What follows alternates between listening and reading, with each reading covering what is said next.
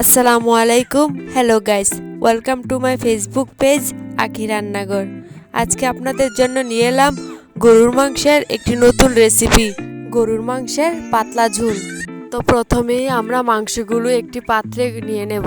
মাংসগুলোর সাথে পরিমাণ মতো লবণ, হলুদ, মরিচ, আদা বাটা, রসুন বাটা, এলাচি, দারচিনি, লং, তেজপাতা আর আমার আম্মুর বানানো একটি স্পেশাল মশলা ও সাথে তেল দিয়ে ভালোভাবে মেখে নেব। মাখার পর সামান্য একটু পানি দিয়ে সাথে পেঁয়াজও দিয়ে দেব। পেঁয়াজের কথা প্রথমে বলতে ভুলে গেছি। সব কিছু একত্রে মিক্স করে মেখে নেব, তারপর কিছুক্ষণ রেখে দেব। আপনাদের মনে রাখার জন্য আপনারা ভালোভাবে ভিডিওটা দেখতে পারেন। তাতে এক এক করে আমি সকল মশলাগুলো দিয়ে দিলাম।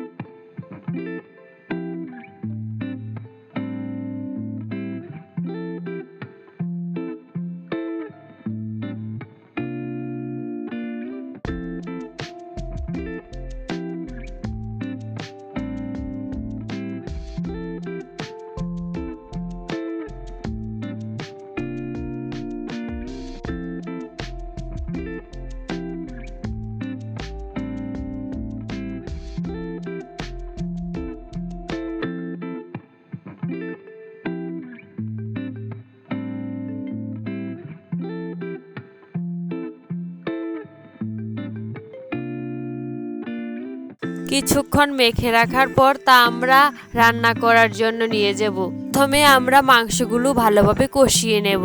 মাংসগুলো ততক্ষণ কষাবো যতক্ষণ মাংস থেকে তেল উঠে না যাচ্ছে।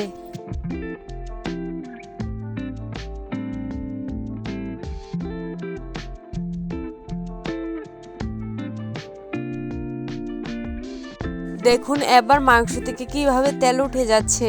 মাংসগুলো ভালোভাবে কষানো হয়ে গেছে।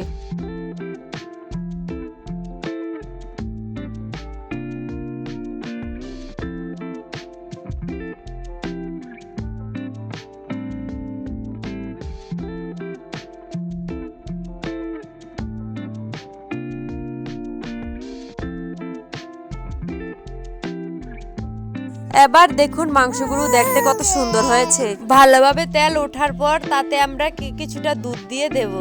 দুধ দেওয়ার পর আবার কিছুক্ষণ কষিয়ে নেব।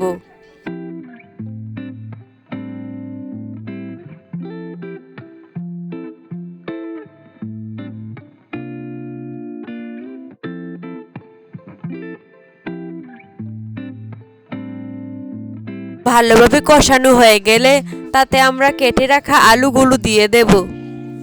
আলু দেওয়ার পরও কিছুক্ষণ ভালোভাবে কষিয়ে নেব।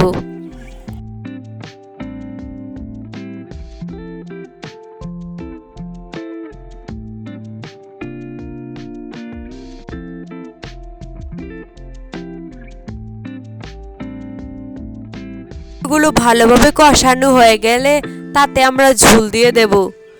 মনে রাখবেন, ঝোল দেওয়ার পানিটা অবশ্যই গরম পানি হতে হবে। ঠান্ডা পানি হলে তরকারির স্বাদ নষ্ট হয়ে যায়।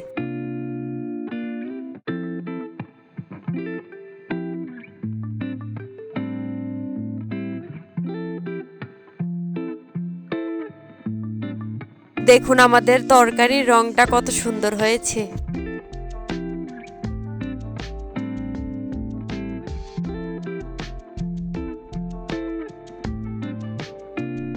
আলুগুলো সিদ্ধ হলে কিছুটা টমেটো দিয়ে দেব। টমেটো এটা অপশনাল, আপনাদের ইচ্ছা হলে আপনারা দিতে পারেন, আবার নাও দিতে পারেন।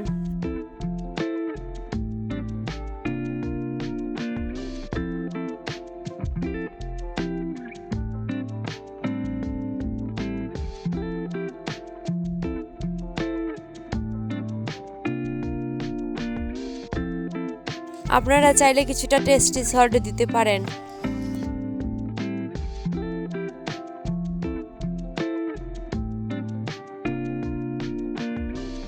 সব কিছু ভালোভাবে সিদ্ধ হয়ে গেলে আমাদের আজকের রেসিপি তৈরি হয়ে যাবে। দেখুন আজকে আমাদের রেসিপিটা কত সুন্দর ও আকর্ষণীয় লাগছে। আমাদের ভিডিওটি ভালো লাগলে এরকম আরও নতুন নতুন ভিডিও পেতে আমাদের পেজটি ফলো দিয়ে লাইক কমেন্ট শেয়ার দিয়ে আমাদের পাশে থাকবেন। আসসালামু আলাইকুম।